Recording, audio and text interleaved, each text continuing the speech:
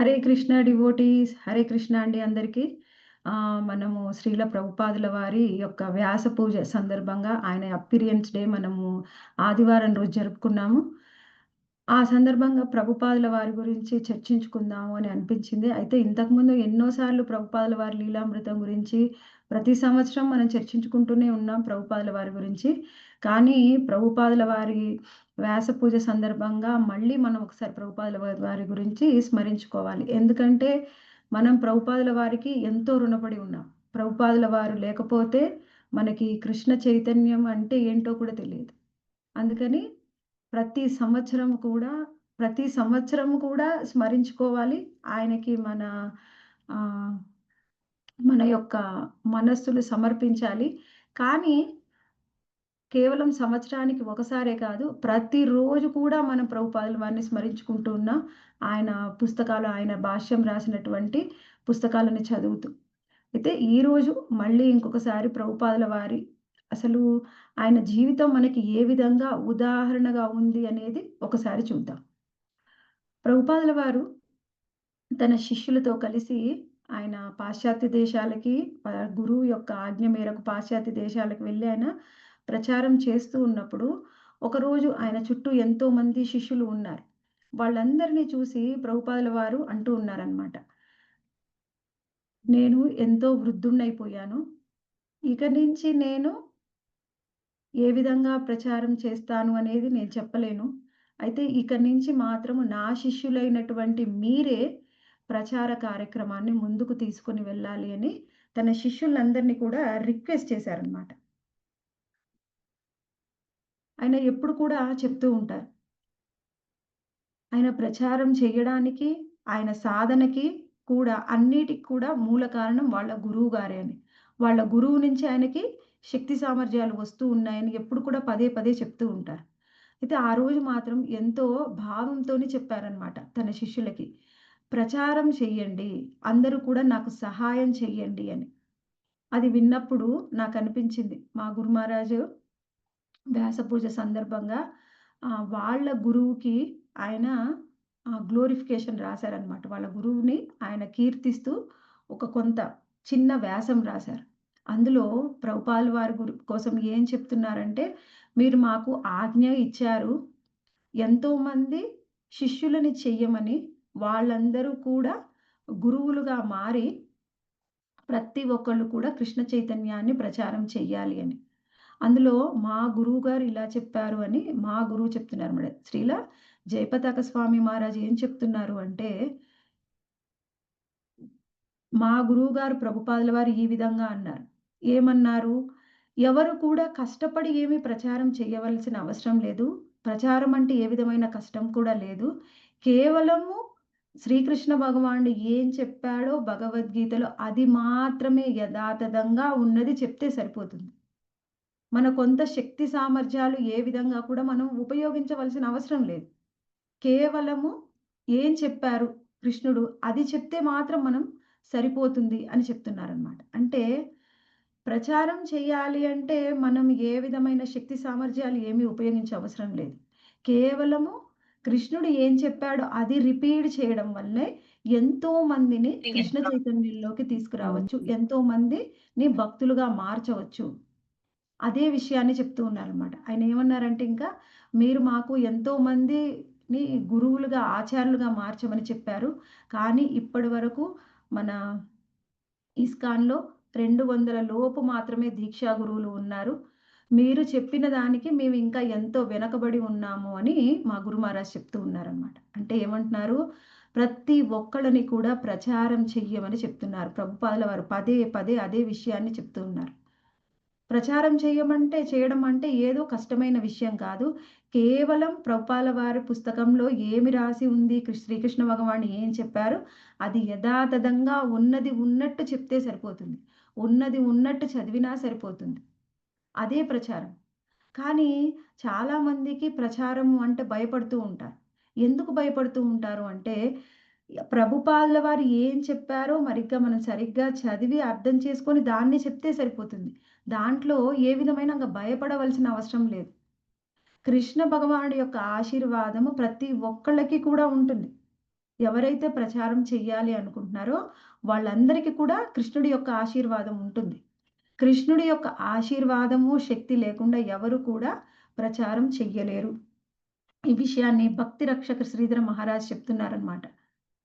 కృష్ణుడి యొక్క శక్తి లేకుండా ఎవరు కూడా ప్రచారాన్ని కొనసాగించలేరు. ఎవరైనా సరే ప్రచారం చేస్తున్నారు అంటే వాళ్ళకి కృష్ణుడు ఇచ్చిన శక్తి మాత్రమే.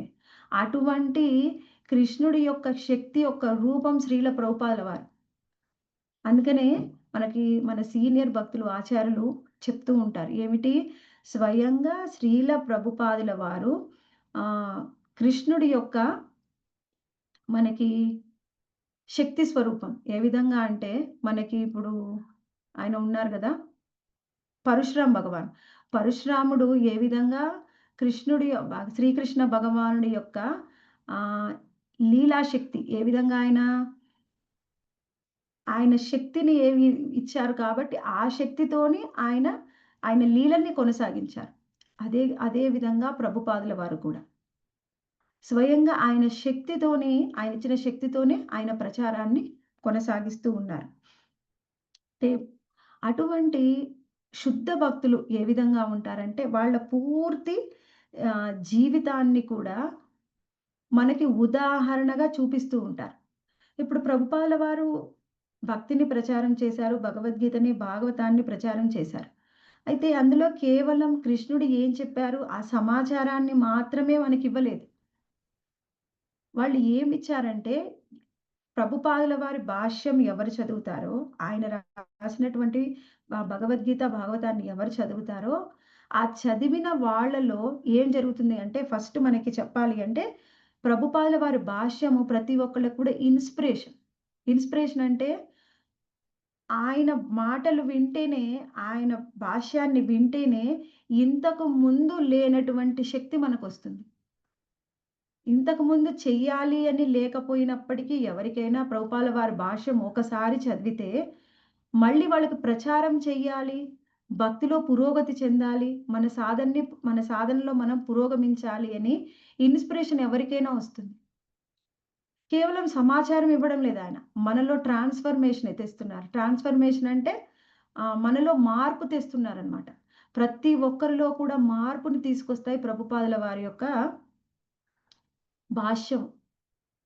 ఎలా ఉంటుంది అంటే, మనకి శ్రీల ప్రభుపాదుల వారి భాష్యం చదివినప్పుడు, ఎవరికైనా కానీ ప్రభుపాదుల వారి గురించి తెలుసుకోవాలి అంటే, కేవలము ప్రభుపాదుల వారి లీలామృతం చదవాలి. చదివితేనే ప్రభుపాదుల వారి గురించి మనకు అర్థమవుతుంది. వాళ్ళ జీవితం గురించి అర్థమవుతుంది.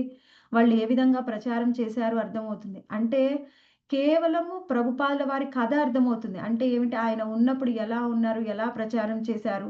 తెలియని కథ అర్థమవుతుంది. కానీ ప్రభుపాదుల వారి మనసు అర్థం చేసుకోవాలి అంటే, ఆయన జీవిత చరిత్ర చదవవసరం లేదు. మనకు భగవద్గీత, భాగవతం ప్రతిరోజు చదువుతూ ఉంటే, ప్రతి ఒక్క భాష్యంలో కూడా ప్రభుపాదుల వారి మనసు ఏమిటో మనకు అర్థమవుతుంది. ప్రభుపాదుల వారిని బాగా అర్థం చేసుకోవాలి అంటే, ఆయన భాష్యాలు చదవాలి. ఇంకా ఎవరిని అడగవసరం లేదు. ప్రభుపాదుల లీలామృతం కూడా చదవవసరం లేదు. ప్రతి ఒక్క భాష్యంలో కూడా నేను ఏంటి అని ప్రభుపాదుల వారు మనకి ఉదాహరణగా చూపిస్తున్నారు. ఏ ఒక్క విషయానికైనా కానీ ప్రభుపాదుల వారి యొక్క భావన ఎలా ఉంటుంది అంటే కుండ బద్దలు కొట్టినట్టుగా చెప్తారు. ఏ ఒక్క విషయంలో కూడా మొహమాటము, వెనకడుగు వేయడము అనేది ఉండదు. ఇంకొకటి ఇప్పుడు మనం ఏదైనా ఒక విషయాన్ని గురించి మాట్లాడాలి అంటే మనకి కృష్ణ చైతన్యం అంటే ఏమిటి? అనగానే ఒకే పదంలో ఆన్సర్ చెప్పమంటే, మన ఎవరికైనా కానీ కష్టమే. కానీ ప్రభుపాదుల వారు ఖచ్చితంగా చెప్తారు. కృష్ణ చైతన్యం అంటే ఏం లేదు.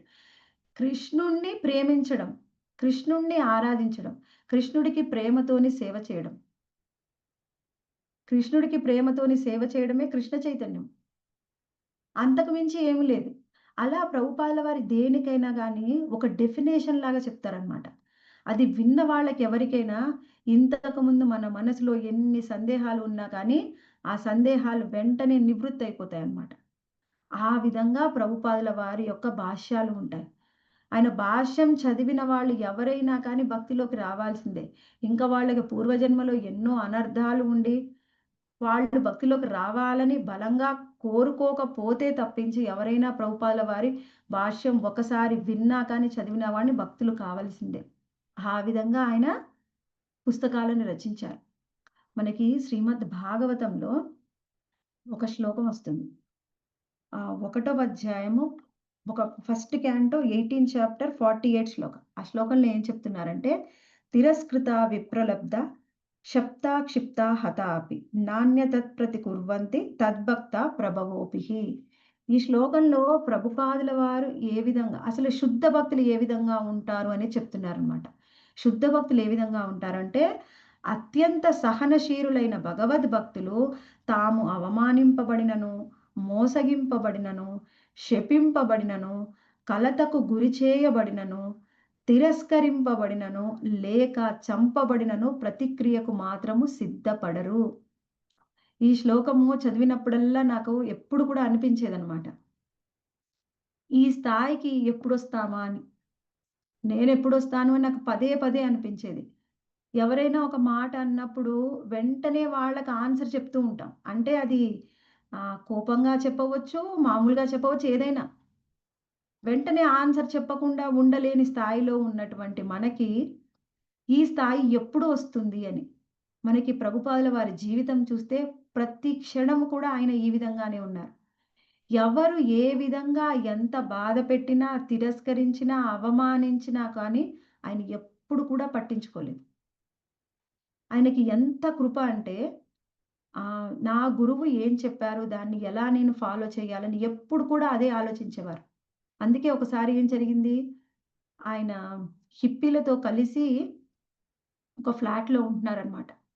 అయితే ఆ హిప్పీ వాళ్ళెప్పుడు కూడా ఎలా ఉంటారు, ప్రభుపాదుల వారితో ఉంటారు, కాసేపు బానే ఉంటారు. కాసేపు మళ్ళీ వాళ్ళు మత్తు పదార్థాలను స్వీకరిస్తూ ఉంటారు. తాగుతూ ఉంటారు, మాంసాహారం చేస్తూ ఉంటారు. కానీ అటువంటి వాళ్ళు కూడా ప్రభుపాదుల వారు ఎవరైనా సరే ఆయన దగ్గరికి రావడానికి, మాట్లాడడానికి ఇంట్రెస్ట్ ఒకసారి చూపిస్తే ఆయన ఎప్పుడు కూడా నో చెప్పేవారు కాదనమాట ప్రభుపాదుల వారు. వాళ్ళు వచ్చి ఉంటా అంటే ఉండనిచ్చేవారు. ఎవ్వరికి కూడా నో చెప్పేవారు కాదు. అలా ఒక హిప్పీ ప్రభుపాదుల వారితో పాటే కలిసి ఉంటూ, ఒకరోజు ఆయన మత్తులో ఏం చేస్తున్నాడో తెలియక ప్రభుపాదుల వారిని చంపడానికి ప్రయత్నం చేశారు. అప్పుడు ప్రభుపాదుల వారు అక్కడి నుంచి తప్పించుకొని బయటికి వచ్చి, ఇంకొక హిప్పీ దగ్గరికి వెళ్లారు. ఆయన వెళ్లి వాళ్ళ ఇంట్లో ఉంచుకున్నాడు. వాళ్ళ ఇంట్లో ఉంచుకుంటే, ఆయన గర్ల్ ఫ్రెండ్ ప్రభుపాదుల వారంటే అస్సలు ఇష్టం ఉండేది కాదు.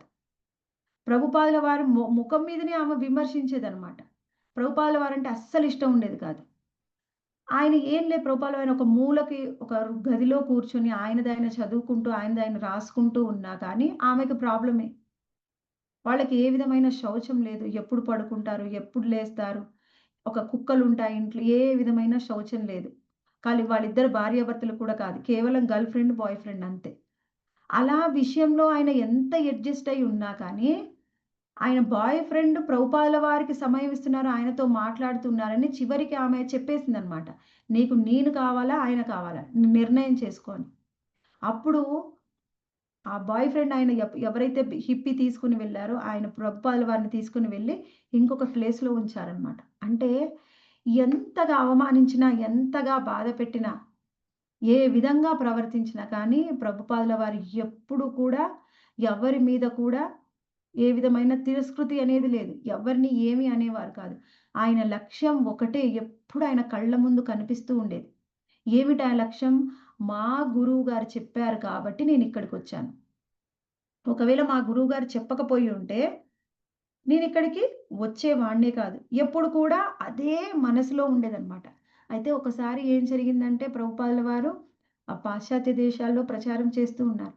ఒకరోజు ఆయన కృష్ణుడి గురించి చెప్తున్నారు. భగవద్గీత గురించి చెప్తూ ఉన్నారు. అయితే వినేవాళ్ళెవరికి కూడా వింటూ ఉన్నారు. కాసేపటికి వాళ్ళని చూస్తే ఏమనిపించిందంటే ప్రభుపాదుల వారికి వాళ్ళు పూర్తిగా బ్లాంక్ అయిపోయారనమాట. ఏమీ అర్థం కావడం లేదు. ఏమీ అర్థం కాకుండా అలా ఉన్నారు. అప్పుడు ఆయన కృష్ణ గురించి చెప్తుంటే ఆయన అడిగారనమాట. "మీరెప్పుడైనా కృష్ణుడు పిక్చర్ చూసారా?" వాళ్ళేం మాట్లాడట్లేదు. వాళ్ళు కృష్ణ అంటే అది నామవాచకమా? సర్వనామమా? అసలది ఏం భాష? ఏమిటి తెలీదు. కృష్ణుడు దేవుడు అని కృష్ణుడు అంటే భగవంతుడని కూడా తెలియదు.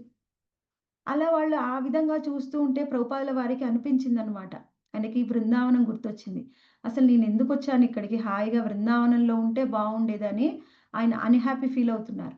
అప్పుడు ఒక మాతాజీ అక్కడ ఉన్న లేడీ అడిగిందనమాట.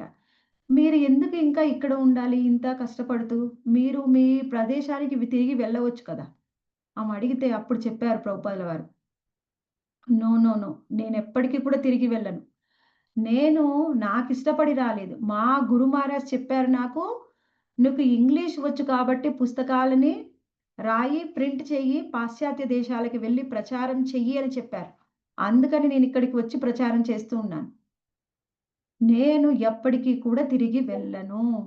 ఒకటే మనకి ఎవరైనా మనం చెప్తూ ఉంటే సరిగ్గా వినకపోతే, అర్థం చేసుకోపోతేనే ఎంతో బాధనిపిస్తుంది. ప్రతిరోజు నేను ఉదయము 11:15 కల్లా హిందీ క్లాస్ తీసుకుంటాను. అయితే అందులో ఆహ్, 'జన్మ కర్మ చ మే దివ్యం' శ్లోకం చెప్తూ ఉంటే, ఎన్ని సార్లు ఎక్స్‌ప్లెయిన్ చేసినా వాళ్ళకర్థం కావట్లేదు. ఏంటి ఆ శ్లోకం మీనింగు? జన్మ కర్మ చ మే దివ్యం ఏవం యో వేత్తి తత్వతః. ఎవరైతే కృష్ణుడిని తత్వతః అర్థం చేసుకుంటారో వాళ్ళకి ఏమిటి? ఆయన జన్మ ఏమిటి? ఆయన కర్మ ఏమిటి? తత్వతః అర్థం చేసుకుంటారో వాళ్ళకి మళ్ళీ ఈ భౌతిక జగత్తుకి రావలసిన అవసరం లేదు. అది ఆ శ్లోకం మీనింగ్. వాళ్ళకి ఎన్ని సార్లు చెప్పినా గాని తత్వతః అర్థం చేసుకోవడం అంటే ఏమిటో అర్థం కావట్లేదు. అప్పుడు నాకనిపించిందనమాట. ఇంక ఎలా చెప్తే వీళ్ళకర్థమవుతుంది? మా తెలుగు మెంబర్సే చాలా బెటరు. ఎలా వింటున్నారేమో వీడియో ఆన్ చేసినా, చేయకపోయినా కొంతమందికైనా అర్థమవుతుంది అని. వాళ్ళు వీడియోస్ ఆన్ చెయ్యరు, మాట్లాడరు. ఆ క్వెషన్‌కి ఆన్సర్ చెప్పరు. అప్పుడు నాకు కొన్ని సార్లు అనిపించింది. ఎందుకీ క్లాసు? హాయిగా తెలుగు వాళ్ళకి చెప్తే బావుంటుంది కదా! అని. అప్పుడు ప్రభుపాదుల వారిని నాకు ఎప్పుడు అలా అనిపించినప్పుడల్లా ఒకటే గుర్తొస్తారు. మా గురు మహారాజ్ గుర్తొస్తారు. ఆయన ఏం చెప్పారు? ప్రచారం చెయ్యండి. అంతే. ఇంకా అదొక్కటి మాత్రమే మైండ్‌లో ఉంచుకొని ఎప్పుడు మనం సేవ చేస్తూ ఉండాలి. కానీ ప్రభుపాదుల వారికి ఎలా అంటే అసలు బృందావనం గుర్తొచ్చిందనమాట. అక్కడ బృందావనంలో ఎంత హాయిగా ఉండేది. అంతా మొత్తం కూడా హాయిగా గోలోక బృందావనంలో ఉన్నట్టు అందరూ భక్తులే. అక్కడ వాతావరణం ఎంత బావుంటుంది. ఉదయం లేవగానే ఎన్ని గోస్వామి మందిరాలున్నాయి. ప్రతి ఒక్క మందిరానికి వెళ్ళవచ్చు. రోజుకొక మందిరానికి వెళ్లి మంగళహారతి అటెండ్ అయ్యి జపం చేసుకోవచ్చు. ఎంత బావుంటుంది అక్కడ వాతావరణం. అసలు కృష్ణుడంటే ఎవరో తెలియదు. దేవుడని కాదు అసలు కృష్ణుడనే మాటకు కూడా అర్థం కూడా తెలియదు. అలాంటి వాళ్ళకొచ్చి నేనిక్కడ ప్రచారం చేస్తున్నాను అని ఆయనకి మనసులో చాలా బాధనిపించిందనమాట. అయినప్పటికీ ఏమనుకున్నారు? లేదు లేదు. మా గురువు చెప్పారు ఇక్కడికి రమ్మని, పాశ్చాత్య దేశాలకి వెళ్ళమని, ఆంగ్ల భాషలో ప్రచారం చేయమని. నేను చెయ్యాలి అంతే. అది ఒక్కటే పదే పదే వాళ్ళ గురు మహారాజ్ ఏం చెప్పారో అది. అది తప్ప ఆయన మనసులో ఇంకొకటి లేదనమాట. ప్రతి నిమిషము నేనెందుకు చేస్తున్నాను? ఎందుకిక్కడ ఉన్నాను? ఆయనకి ఏ కష్టం అనిపించినా, ఏ బాధ అనిపించినా నా కోసం నేను చేయట్లేదు. నా ఇష్ట ప్రకారం నేనిక్కడికి రాలేదు. మా గురువుగారు చెప్పారు వచ్చాను. ప్రతి క్షణము కూడా వాళ్ళ గురువుని స్మరించుకునేవారనమాట. ఎవరైతే ఆ విధంగా ప్రతి క్షణం వాళ్ళ గురువుని స్మరించుకుంటారో, ఆ శక్తి అనే వాళ్ళ గురువు దగ్గర నుంచే వస్తుంది. ఆ శక్తి అనేది వాళ్ళ గురు మహారాజ్ నుంచే వస్తుంది. అప్పుడే వాళ్ళు ప్రచారం చేయగలరు. అలా ప్రతి క్షణము ఎన్నో వ్యయప్రయాసలకి అసలు బృందావనంలో ఒక్కొక్కరు ఎలా ఉంటారంటే, వాళ్ళు ప్రతిజ్ఞ తీసుకుంటారనమాట. నేను బృందావనం విడిచి బయటికి వెళ్ళను. పక్కన ఉన్న మధురకు కూడా వెళ్ళరనమాట కొంతమంది. బృందావనం విడిచి బయటికి వెళ్ళము అని ప్రతిజ్ఞ తీసుకొని అక్కడే ప్రతి క్షణము ఆ రాధాకృష్ణుల యొక్క స్మరణలోనే ఉంటారు. అటువంటి బృందావనాన్ని విడిచి పాశ్చాత్య దేశాలకొచ్చారు. ఎవరు తెలియదు. ఏమీ తెలియదు. ఒక వ్యక్తి తెలియదు. ఎంత ప్రచారం చేసినా ఏమీ అర్థం కావట్లేదు వాళ్ళకి. అటువంటి ఎన్నో పరిస్థితులని తట్టుకొని ప్రభుపాదుల వారు ప్రచారం చేశారు. అలా ఆయన ప్రచారం చేస్తూ ఉంటే వాళ్ళు చాలా సార్లు చెప్తారనమాట. వాళ్ళకి ఏమీ తెలియడనేది ఏమి అర్థం కావట్లేదు. అయినా కానీ కొంతమంది ప్రభుపాదుల వారి ఫాలో అవుతున్నారు. వాళ్ళు ఒకటే చెప్తారు. మీరు ఏం చెప్తున్నారు భగవద్గీత, భాగవతంలో మాకర్థం కాకపోయినా మేము చేస్తాం. ఎందుకంటే అందులో మాకేం అర్థం కాకపోయినా మాకు మీరర్థం అవుతున్నారు. మీ యొక్క తపన అర్థమవుతుంది. ప్రభుపాదుల వారిని ప్రతిక్షణం వాళ్ళు ప్రత్యక్షంగా చూస్తూ ఉన్నారనమాట. వాళ్ళు ఈ ప్రభుపాదుల వారు ఎంత తపన పడుతున్నారు, ఆయన ఎంత గొప్ప వ్యక్తి, ఆయన క్యారెక్టర్ ఎంత గొప్పగా ఉంది, ప్రతి క్షణం దగ్గర నుంచి చూస్తున్నారు. ఎలా అంటే ఎవరు వచ్చినా ఏమనేవారు కాదు. ఎవరు వెళ్ళిపోయినా, ఎవరు వచ్చినా, ఎవరు అక్కడ ఉన్న ప్రసాదం పెట్టింది తీసుకున్నా ఏం మాట్లాడేవారు కాదు. వాళ్ళతో కలిసి ఉండేవారు. వాళ్ళతో కలిసి బాత్రూమ్‌ని కూడా పంచుకునేవారు. మనం కలిసి ఒక ఇంట్లో ఉండమన్నా ఉంటాం. కానీ కుటుంబ సభ్యులు కాకుండా వేరే వాళ్ళు బాత్రూమ్‌లోకొస్తే ఎవరికీ కూడా నచ్చదు. నచ్చుతుందా మాతాజీ ఎవరికైనా? నచ్చదు మాతాజీ. నచ్చదు. అడ్జస్ట్ అవ్వగలమా వేరే వాళ్ళతో కలిసి? అవ్వలేం మాతాజీ. ప్రభుపాదుల వారు హిప్పీలు అంటే ఏమిటి? స్నానం చెయ్యరు వాళ్ళు రోజు. తాగడం, తినడం, మత్తు పదార్థాలు స్వీకరించడం, శౌచం లేదు, స్త్రీ సాంగత్యం. అలాంటి వాళ్ళు వచ్చి రూమ్‌లో ఉన్నా కానీ ఏం మాట్లాడేవారు కాదు. అలాంటి వాళ్ళతో కలిసి క్యూలో నిలబడేవారు బాత్రూమ్‌కి. 5, 6 అలాంటి వాళ్ళుంటే వాళ్ళ వెనకాల క్యూలో నిలబడేవారు. మామూలుగా వృద్ధ వయసులో ఉన్నవాళ్ళు ఎవరు కూడా వాళ్ళు బాత్రూమ్ వస్తే పాపం వాళ్ళు ఉండలేరు. వాళ్ళు క్యూలో నిలబడి వాళ్ళ తర్వాత ఈయన మార్నింగ్ వెళ్ళేవాడు బాత్రూమ్‌లోకి. ఇప్పుడు ప్రభుపాదుల వారు లేవగానే స్నానం చేస్తారు. అలాంటాయన అన్నీ వదిలేసుకొని వాళ్ళ కళ్ళ ముందు చూపిస్తున్నారనమాట. ఒక భక్తుడు ఎలా ఉంటాడు అని. ప్రభుపాదుల వారిని చూసి వాళ్ళు భక్తులుగా మారిపోయారనమాట. అంత గొప్ప సహనాన్ని ప్రదర్శించారక్కడ. అందుకనే ఇప్పుడు ప్రభుపాదుల వారు ఆయన ప్రచారం చేస్తూ ఉంటే అక్కడ పాశ్చాత్యులు అంటూ అంటూ ఉన్నారు. Small person and big message. ప్రభుపాదుల వారు చూడ్డానికి హైట్, వెయిట్ ఏవి ఎక్కువగా ఉండరు. చాలా బక్కగా, మరీ పొట్టిగా కాకపోయినా చాలా మధ్యంగా ఉంటారనమాట. చిన్న వ్యక్తి కానీ ఎంతో గొప్ప మెసేజ్ ఇచ్చారు. ఎంతో పెద్ద సమాచారాన్ని మనకు అందించారు అని ఎప్పుడు కూడా ప్రభుపాదుల వారిని కీర్తిస్తూ ఉండేవాళ్ళనమాట. ఆ పాశ్చాత్య దేశంలో ఉన్నవాళ్ళు ప్రతి ఒక్కళ్ళు కూడా వాళ్ళకి ఒకటే ఎప్పుడు కూడా మనసులో ఒకటే ఉండేదనమాట. మేము ఈయన చెప్తున్నారు. మీరు చెప్తున్నారు కాబట్టి మేము భక్తిలో పురోగతిచెందుతాం. మీరు చెప్తున్నారు కాబట్టి చేస్తాం. ఆయన ఎంత ప్రచారం చేస్తూ ఉన్నప్పుడు ఎవరు వచ్చి ఏ విధంగా విసిగించినా మనం ఆ ప్రభుపాదుల లీలామృతంలో చూసాం. ఎంతగా విసిగించినా కానీ, డిస్టర్బ్ చేస్తున్నా కానీ, ఎన్ని పిచ్చి ప్రశ్నలు వేస్తున్నా, ఇప్పుడు క్లాస్ వింటే డివోటీస్ మీకు నచ్చినా, నచ్చకపోయినా ఎన్ని ప్రశ్నలు ఉన్నా పాపం ఓపికగా విని చివర్లో ప్రశ్నలడుగుతారు. క్లాస్ బాగున్నా, బాలేకపోయినా మాతాజీ ఇంక చాలండి అని అనరు.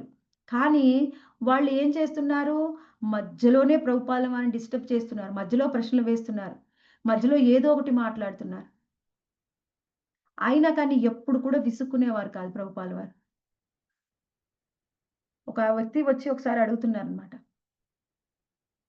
నాకు భగవంతుడిని చూడాలనుంది. దేవుడిని చూడాలని. దేవుడు ఎక్కడ ఉన్నాడు? దేవుడు ఎక్కడ ఉన్నాడు? కనిపిస్తాడు. ఇక్కడే ఉండు. ఇక్కడే కూర్చో. ఏం ప్రశ్న వేస్తే దానికి తగ్గట్టు ఆన్సర్ చెప్పి, వస్తారు, వస్తారు అన్నీ జరుగుతాయి. కూర్చో, కూర్చో అని అలా కూర్చోబెట్టి మళ్ళీ క్లాస్ కంటిన్యూ చేసేవారు. ఆయనకి ఆ ఓపికని చూసి చాలా మంది భక్తులుగా మారారనమాట. అంటే ఇక్కడ ఏం అర్థం చేసుకోవాలంటే, మనకి ప్రచారం చేసినప్పుడు మీరు కూడా చెప్తూ ఉంటారు. ఏమని? మేము ఎంతో మందికి చెప్తూ ఉన్నాం. కానీ ఎవరు రెస్పాండ్ అవ్వట్లేదు. ఎవరు ఏం మాట్లాడట్లేదు. మేమెంత చెప్పినా ఎవరు పట్టించుకోవట్లేదు. అలానే ప్రభుపాదుల వారి కృష్ణుడంటే ఎవరో తెలీదు. అయినా ప్రచారం చేశారు. ఎందుకు? మా గురువు గారు చెప్పారని. అలా మనకి కూడా అంత నమ్మకంతో గురువు మీద అంత నమ్మకంతో కనుక ప్రచారం చేస్తే మనకి సక్సెస్ అనేది వస్తుంది. ప్రభుపాదుల వారికి ఏ విధంగా సక్సెస్ వచ్చింది? మనకు ఆ విధంగా సక్సెస్ వస్తుంది. అయితే ఇక్కడ మనం ఒకటి అర్థం చేసుకోవాలి. అంటే ప్రభుపాదుల వారికి అన్ని సక్సెస్‌లే వచ్చాయా? అంటే మనం ప్రభుపాదుల వారి లీలామృతంలో చూసాం. ఆయన సక్సెస్‌లేం రాలేదు. వాళ్ళ గురువుగారు ఎప్పుడైతే నువ్వు పాశ్చాత్య దేశాలకు వెళ్లి నువ్వు కృష్ణ భక్తిని ప్రచారం చేయమని చెప్పినప్పుడు, ఆయన చెప్పిన తరువాత దాదాపుగా 40 సంవత్సరాల తరువాత ఆయన పాశ్చాత్య దేశాలకు వెళ్ళాడు. 40 సంవత్సరాలు ఆయన బృందావనంలో ఉన్నాడు. తన కుటుంబంతో కొన్ని రోజులున్నారు. తరువాత బృందావనంలో ఉన్నారు. ఆ బృందావనంలో ఉన్నప్పుడు ఏం చేసేవారు ప్రభుపాదుల వారు అంటే, ప్రతిరోజు కూడా వాళ్ళ గురువుగారు చెప్పారు పుస్తకాలని రచించమని. రాశారు. పోనీ రాసిన తర్వాత మనం ఇప్పుడు ఉంటాం. రాసిన తర్వాత ఇప్పుడైతే ఎవరైనా రాస్తే ఏం చేస్తారంటే, తప్పులేమన్నా చూడండి. చెక్ చేయండి. ఏమన్నా లైన్ అటు ఇటు మార్చాలా, తప్పులున్నాయా అన్నీ చెక్కడ దాన్ని ప్రూఫ్ రీడింగ్ అంటారు. ప్రూఫ్ రీడింగ్ వేరే వాళ్ళు చేస్తారు డివోటీస్. తర్వాత ప్రింటింగ్ వేరే వాళ్ళు చేస్తారు. దానికి ఫండ్ రైజింగ్ వేరే వాళ్ళు ఇంకొక డివోటీస్ చేస్తారు. ప్రింటింగ్, ఫండ్ రైజింగ్ అయినా డిస్ట్రిబ్యూట్ చేసేవాళ్ళు ఇంకా వేరే భక్తులు. కానీ అప్పుడు ప్రభుపాదుల వారికి ఇటువంటి ఏ అవకాశము లేదు. ఆయనే స్వయంగా రాయాలి. ఏమన్నా తప్పులు ఉన్నా, ఏమన్నా ఉన్నా మళ్ళీ ఆయనే కరెక్షన్ చేసుకోవాలి. మొత్తం మళ్ళీ చదివి, తరువాత ఫండ్ రైజింగ్ చేయాలి. అంటే డబ్బులు లేవు. వెళ్ళి ప్రతి ఒక్కళ్ళని, ప్రతి ఇంటికి కూడా వెళ్ళి జోలె పట్టుకొని అడిగారనమాట. ఆయనకి మొదటి స్కందం భాగవతం ప్రింట్ చేయాలంటే ప్రభుపాదుల వారి దగ్గర డబ్బులు లేవు. అయితే మనకి ఒక భక్తుడు ఆయనే మనకి గీతా ప్రెస్ నడిపించే ఆయననమాట. పోదార్. ఆయన కొంత సహాయం చేస్తా అని చెప్పారు. అయితే ఇంకా సరిపోలేదు ఆ డబ్బులు ప్రింటింగ్‌కి. అప్పుడేం చేశారంటే ఆయన సరిపోకుండా ఇంకా ఎంత డబ్బు కావాలో ఆ డబ్బు కోసము ఆ బృందావనం ఢిల్లీకి వచ్చి బృందావనం నుంచి ప్రతి ఇంటికి కూడా వెళ్లి జోలె పట్టుకొని అడిగారనమాట. నేను పుస్తకాన్ని ప్రింట్ చేయాలి. నాకు కొంచెం సహాయం చేయండి అని. అలా అడిగితే ప్రతి ఇంటికి వెళ్లి ఆయన అడిగితే, ఆ వచ్చిన డబ్బులు ఆయన డొనేషన్‌గా ఇచ్చిన మనీని తీసుకొని వెళ్లి ఆ ప్రింటింగ్ ప్రెస్ వాళ్ళకిచ్చాడు. ఆ ప్రింటింగ్ ప్రెస్ వాళ్ళకిస్తే అప్పుడు వాళ్ళు ప్రింట్ చేయాలి. అయితే ఇక్కడ ఇయన్నీ ఆయన ప్రతిరోజు రావడము ప్రింటింగ్ ప్రెస్‌కి బృందావనం నుంచి ఢిల్లీకి రావాలి. రావాలి అంటే ఏదైనా జట్కా బండిలో రావాలంటే డబ్బులు కావాలి. ఆయనకు ఆయన దగ్గర అంత డబ్బులు కూడా లేవు. ఇవి నేను డబ్బులు పెట్టుకొని జట్కా ఎక్కే బదులు ఇవి దా ఇవి కనుక నేను దాచుకుంటే మళ్ళీ ప్రింటింగ్‌కి ఉపయోగించొచ్చని ఎప్పుడు బండెక్కేవారు కాదు. బృందావనం నుంచి నడిచొచ్చేవారు. మేము వచ్చినప్పుడు వెహికల్‌లోనే 4, 5 గంటలు పట్టింది. నడిచి వచ్చి మళ్ళీ ఇక్కడ ప్రింటింగ్ ప్రెస్‌లో ఇవ్వాలి. ఇవ్వాలి అంటే ప్రూఫ్ రీడింగ్ చేయాలి. ప్రూఫ్ రీడింగ్‌కి ఇచ్చినప్పుడు మార్నింగ్ ఆయన వచ్చినా కానీ ప్రసాదం లేదు. ఆయన అడిగేవారనమాట. ఒకసారి ఆయన అడిగారు ప్రింటింగ్ ప్రెస్ యజమాని, "మీరు ప్రసాదం తీసుకున్నారా స్వామీజీ?" అంటే, "లేదు" అంటే, ఆయన వాళ్ళ భార్యకి చెప్పి ఇంటి దగ్గర నుంచి క్యారేజ్ తెప్పించి ఇచ్చారనమాట. ఎక్కడంటే అక్కడ ప్రభుపాదుల వారు తినరు ఆయనకు తెలుసు. అలా కనీసం భోజనం లేదు. వచ్చి ఆయన గంటలు గంటలు ప్రూఫ్ రీడింగ్ ఆ ప్రింటింగ్ ప్రెస్‌లో కూర్చొని ప్రూఫ్ రీడింగ్ చేయించి, వాళ్ళు ఎంత డబ్బు కావాలో చెప్తే అది వెళ్ళి ఆ ఫండ్ రైజింగ్ చేసి ప్రతి ఒక్కళ్ళని కూడా భిక్ష తీసుకొని వచ్చి వాళ్ళకిచ్చేవారు. అప్పుడు అయిపోయింది. ప్రింటింగ్ అయింది. ప్రింటింగ్ అయినాకేంటి ఇప్పుడు మనం book distribution Matajis book distribute చేయండి అంటే తలా ఒక బుక్ డిస్ట్రిబ్యూట్ చేస్తాం. కానీ అప్పుడు అలా కాదు. ప్రభుపాదుల వారే డిస్ట్రిబ్యూట్ చేయాలి. అలా ప్రభుపాదుల వారు ఇంటింటికి వెళ్ళి ముందు ప్రభుపాదుల వారు బుక్స్ డిస్ట్రిబ్యూట్ చేయలేదన్నమాట. Back to Godhead magazine distribute చేసేవాళ్ళు. ప్రతీది కూడా బుక్స్ రాయడానికి, ప్రింటింగ్ చేయడానికి ఆయన దగ్గర అంత డబ్బు లేదు. ఆ ఉన్న కొంత డొనేషన్‌తోని back to Godhead magazine print చేసి అందరికి డిస్ట్రిబ్యూట్ చేస్తూ ఉంటే, ఎవరు పట్టించుకునేవారు కాదు. తీసుకొని పడేసేవారన్నమాట. అలా చేస్తూ ఉంటే ఒక ఒక సామాన్య వ్యక్తి ఢిల్లీలో ఆయన ఒక మాట చెప్పారన్నమాట. ఆయన ఒక ఆటో వ్యక్తియో, ఒక ప్రెస్ రిపోర్టరో గుర్తులేదు. ఆయన ఒక మాట చెప్పారు. ఏమన్నారంటే, "మీరు ఈ విధంగా మ్యాగజైన్ చేసి ఇస్తున్నారు. ఈ మ్యాగజైన్ తీసుకొని ఎవరైనా కానీ చదివితే చదువుతారు. చదివిన తర్వాత కూడా పడేస్తారు. ఎవరు దగ్గరగా ఉంచుకోరు. మీరెందుకు పుస్తకాలని ప్రింట్ చేయకూడదు? మీరెందుకు మ్యాగజైన్స్ చేస్తున్నారు?" అని ఆయన అడిగారనమాట. అప్పుడు ప్రభుపాదుల వారికి ఆయన ఫస్ట్‌లో ధైర్యం చేయలేదు. నా దగ్గర డబ్బు లేదు అని. ఆయన అప్పుడు అనుకున్నారనమాట. ఓకే. ఈ వ్యక్తి రూపంలో నా గురు మహారాజే నాకీ ఆజ్ఞని ఇస్తున్నారు అని చెప్పి అప్పుడు ఆయన ఎంతో కష్టపడి బుక్స్ ప్రింటింగ్ చేయించారు. ప్రింటింగ్ చేస్తే డిస్ట్రిబ్యూట్ చేయాలి. డిస్ట్రిబ్యూట్ చేయడానికి ఎవరైనా ఉన్నారా? అది కూడా ఆయన ఒక్కడే చేయాలి. ప్రతి ఇంటింటికి వెళ్లి ఆయన డిస్ట్రిబ్యూట్ చేస్తూ ఉంటే ఒకసారి వడదెబ్బ తగిలి పడిపోయారు. అలా డిస్ట్రిబ్యూట్ చేస్తూ ఉంటే. ఇంకొకసారి ఎద్దు వచ్చి గుద్దుతుందనమాట ప్రభుపాల వారిని. ఆడ రోడ్డు మీద పడిపోతే ఎవరో తీసుకొని వెళ్లి హాస్పిటల్‌లో జాయిన్ చేస్తే ఆయన కొంత ట్రీట్‌మెంట్ ఇవ్వగానే మళ్ళీ లేసి వచ్చి మళ్ళీ అదే డిస్ట్రిబ్యూట్ చేసేవారనమాట.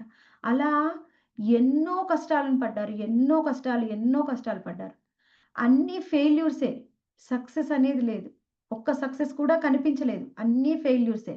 కానీ ప్రతిరోజు కూడా ప్రయత్నం చేసేవారు. ప్రయత్నం ఎప్పుడు కూడా ఆపలేదు. అందుకని మన సాధనలో కూడా ప్రభుపాల వారి జీవితం ఉదాహరణగా మనం తీసుకోవాలి. ఎన్ని ఫెయిల్యూర్స్ ప్రతిరోజు ఫెయిల్యూర్ వచ్చినప్పటికీ, ప్రతిరోజు మనం విఫలమైనప్పటికీ కూడా ప్రయత్నం చేస్తూ ఉంటే ఏం జరుగుతుంది? ఒకరోజు మనకి సక్సెస్ అనేది వస్తుంది. కానీ ప్రయత్నం చేయడం ఆపేసామంటే అప్పుడు ఆ రోజే మనం ఫెయిల్ అయిపోయినట్టు.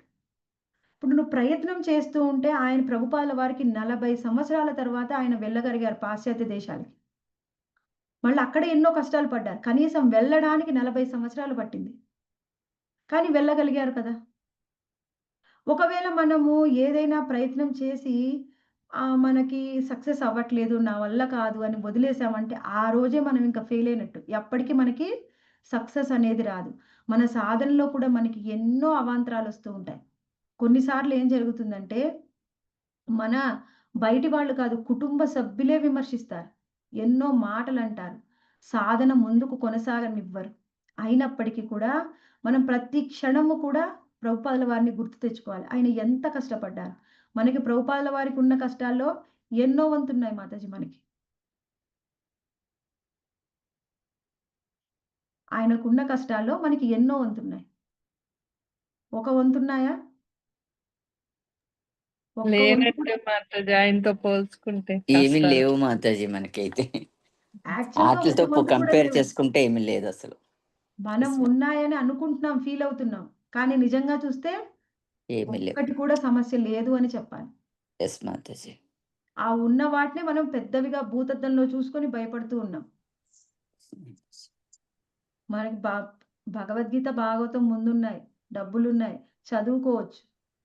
కానీ ప్రభుపాదుల వారు కష్టపడి రాసిన భాష్యము వాళ్ళ భార్య పాత పేపర్‌లో వాళ్ళకి అమ్మేసింది.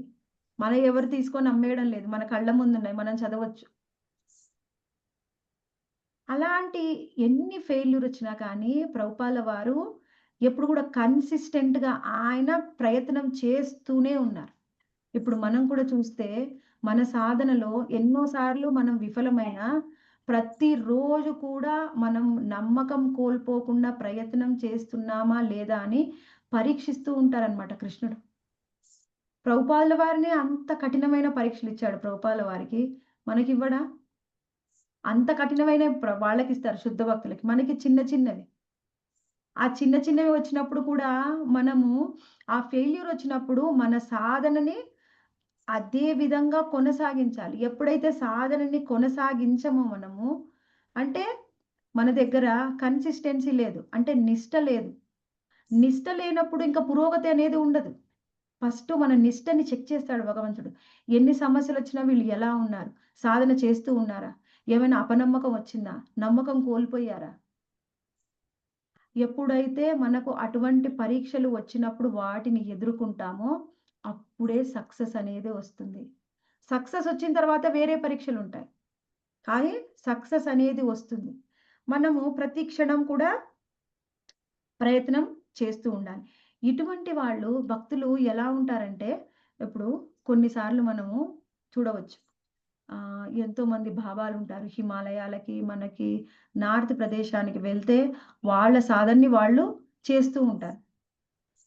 వాళ్ళంతా ఏమిటి అంటే కేవలము వాళ్ళ గురించే వాళ్ళు, వాళ్ళ విముక్తిని మాత్రమే వాళ్ళు కోరుకుంటూ ఉంటారు. ఎలా నాకు ముక్తి దొరుకుతుంది? అది మాత్రమే ఆలోచిస్తుంటారు. వాళ్ళు ఒక తరమైన భక్తులు భగవంతుడికి. కానీ ఇంకొక వేరే విధమైన భక్తులు ఉంటారు. వాళ్ళు ఎప్పుడు కూడా కేవలం నేను నాకు ముక్తి వస్తే చాలు, నేను భగవద్ధామానికి వెళ్తేనే చాలు, నా సాధన బావుంటే చాలు, నేను భక్తిలో పురోగతి చెందితే చాలు. వాళ్ళలా ఉండరు. నాతో పాటు నేను ఎంతమందిని తీసుకొని వెళ్ళగలను. నాకు శక్తి లేదు. కనీసం ఒక్కళ్ళని తీసుకొని వెళ్తాను. శక్తి ఉంది 10 మందిని. ఇంకా శక్తి ఉంది 100 మందిని. ప్రభుపాదుల వారికి శక్తి ఎంతో అనంతంగా ఉంది. అందుకనే ప్రపంచం మొత్తాన్ని తీసుకొని వెళ్ళాలనుకున్నారు. అనంత శక్తి లేకపోయినా మన శక్తి సామర్థ్యాలకు మేరకు ప్రభుపాదుల వారిని ఎప్పుడూ ఆదర్శంగా తీసుకోవాలి. ఆయన ఎలా ప్రయత్నం చేశారు ప్రచారం చేయడానికి. మనము కూడా మనకి చేతనైనంతలో ప్రచారం చేయాలి.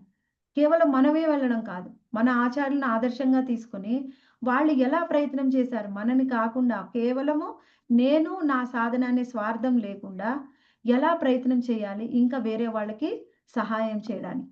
అలా ప్రభుపాదుల వారి జీవితం నుంచి ఎప్పుడు కూడా మనము ఉదాహరణగా తీసుకోవచ్చు. ఇంకా ప్రభుపాదుల వారు ఎలా ఉండేవారంటే, ఆయన ప్రచారం చేస్తూ ఉన్నప్పుడు ప్రతి ఒక్కళ్ళని కూడా రిక్వెస్ట్ చేసేవాడనమాట. రిక్వెస్ట్ అని కూడా చెప్పలేము. అర్థించేవాడు. ఆ ప్రచారం చేస్తూ ఉంటే, మీ అందరికీ కూడా కుటుంబాలున్నాయి కదా! మీ అందరి కుటుంబాలతో పాటుగా, ఈ కుటుంబము ఇక్కడ ఉన్నారు. మీరిక్కడ ఉన్నంత సేపే మీకీ కుటుంబం. కానీ ఎప్పుడైతే ఈ శరీరాన్ని వదిలేసారో, ఈ కుటుంబం ఇంక మీది కాదు. మీతో ఉండదు. మీకు శాశ్వతమైన కుటుంబం ఉంది. అది భగవద్ధామంలో ఉంది. అది కృష్ణుడి యొక్క కుటుంబం. కృష్ణుడి కుటుంబానికి వెళ్ళండి. కృష్ణుడి కుటుంబానికి వెళ్ళడానికి ప్రయత్నం చేయండి. అని ఆయన ఎంతో తపనతోని ప్రచారం చేసేవారనమాట. ఆ ప్రచారం విన్న వాళ్ళకి ఎవరికైనా మనసు కరిగిపోవాల్సిందే. అలా ప్రచారం చేసేవారు. అంటే ఏమిటి? మనసులో ఏ విధమైన కల్మషం లేదు. కేవలం ఒకటే ఆలోచన. మా గురువుగారు చెప్పారు నేను ప్రచారం చేయాలి. అదే భావనతోని ఆయన ఎప్పుడు కూడా భక్తిని ప్రచారం చేస్తూ ఉండేవారు. అయితే ప్రభుపాదుల వారు ముఖ్యంగా మనకు చూస్తే ఆయన భగవద్గీతలో భాష్యాల్లో రచిస్తూ ఉన్నారు. ఆయన ప్రభుపాదుల వారి యొక్క ఆలోచన ఎలా ఉంటుంది అంటే బుక్స్ రాసేటప్పుడు ఆయన ఆలోచించారు.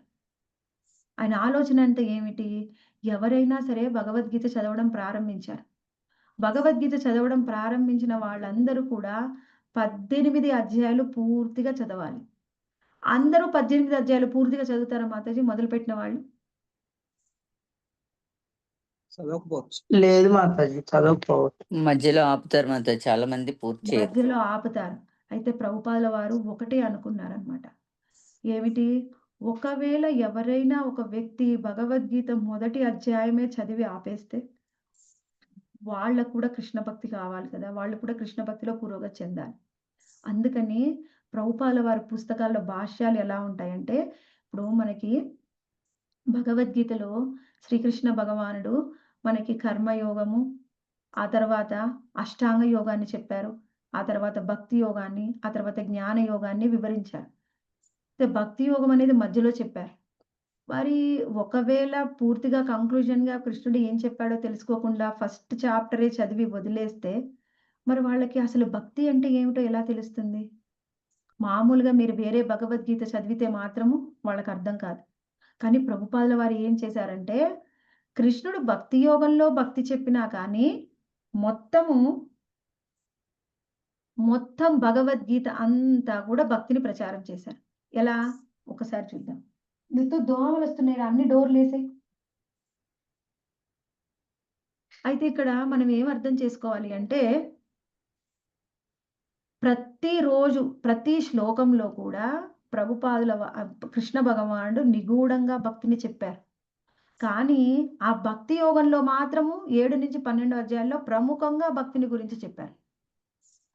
అయితే ఇక్కడ ప్రభుపాదుల వారు కృష్ణుడు ఏ విధంగా చెప్పాలనుకుంటున్నది అర్థం చేసుకొని, ప్రతి ఫస్ట్ చాప్టర్ నుంచి అసలు భక్తి అంటే ఏమిటి అనేది వివరించడానికి ప్రయత్నం చేస్తారు. అదే మీరు వేరే వాళ్ళ భగవద్గీత చదివితే కర్మయోగము, ఆ తర్వాత అష్టాంగ యోగము, భక్తి యోగం పూర్తిగా భిన్నంగా ఉంటాయి. ఒకదానితో ఒకటి సంబంధం ఉండదు. కానీ ప్రభుపాదుల వారు కర్మయోగంలో కూడా కృష్ణ భక్తిలో ఏ విధంగా కర్మని ఆచరించాలి, ఆ విధంగా వివరించారనమాట. అంటే ఏమిటి? ఎవరు ఏ సమయంలో ఏ ఒక్క శ్లోకాన్ని చదివినా కానీ వాళ్ళకు భక్తి అనేది రావాలి. కొన్నిసార్లు మనకు భాష్యాలను చదువుతుంటే అనిపిస్తుంది. ప్రభుపాదుల వారు చెప్పిందే మళ్ళీ మళ్ళీ ఎందుకు చెప్తున్నారు? భాగవతంలో ఎక్కువగా అలా అనిపిస్తుంది మనకి. ఆయన ఉద్దేశ్యం ఏమిటి అంటే, ఎవరు ఒక్క శ్లోకం చదివినా వాళ్ళకి భక్తి అంటే, కృష్ణ భక్తి అంటే అర్థం కావాలి. ఒక్క శ్లోకం చదివి వదిలేసినా కృష్ణుడి యొక్క మనసు ఏమిటి? భక్తుల మనసు ఏమిటి వాళ్ళకి అర్థం కావాలి అని ఆయన ఎంతో తపన పడేవారనమాట. అది అందుకే ప్రభుపాదుల వారి యొక్క భాష్యాలు చాలా భిన్నంగా ఉంటాయి. ఇప్పుడు మనకి ఎన్నో శాస్త్రాలని ప్రభుపాదుల వారి కంటే ముందు కూడా ఎంతోమంది ఆచార్యులు రచించారు. మన గురు పరంపరలో కూడా ఆచార్యులు రచించారు. కానీ అది మొత్తం కూడా చూస్తే వాళ్ళ యొక్క మెయిన్ ఉద్దేశ్యం ఎలా ఉంటుందంటే, ఎక్కువగా సంబంధ జ్ఞానం గురించి ఎక్కువగా వివరిస్తూ ఉన్నారు. సంబంధ జ్ఞానం అంటే ఏమిటి? కృష్ణుడు ఎవరు? నేను ఎవరు? కృష్ణుడికి నాకు ఉన్న సంబంధం ఏమిటి? తెలుసుకోవాలి ముందు. అది తెలుసుకుంటే కదా భక్తిలో పురోగతి చెందేది. అలా సంబంధ జ్ఞానం మీద ఎక్కువగా ఫోకస్ చేశారనమాట. కానీ ప్రభుపాదుల వారు జ్ఞానం గురించి కూడా చెప్పారు. కానీ ఎక్కువగా అభిధేయ మీద ఫోకస్ చేశారు. అభిధేయ అంటే ఏమిటి? ముందు కృష్ణుడెవరు? నేను ఎవరు? కృష్ణుడితో నాకున్న సంబంధం ఏమిటి అర్థమైన తర్వాత అభిధేయ. అభిధేయ అంటే ఏమిటి? సాధన. కృష్ణుడితో మనకు సంబంధం ఏంటో తెలుసుకున్న తర్వాత మనము కృష్ణుడిని చేరడానికి, కృష్ణుడి దగ్గరికి వెళ్ళడానికి ఏ విధంగా మన సాధన ఉండాలి అది చెప్తుంది అభిధేయ.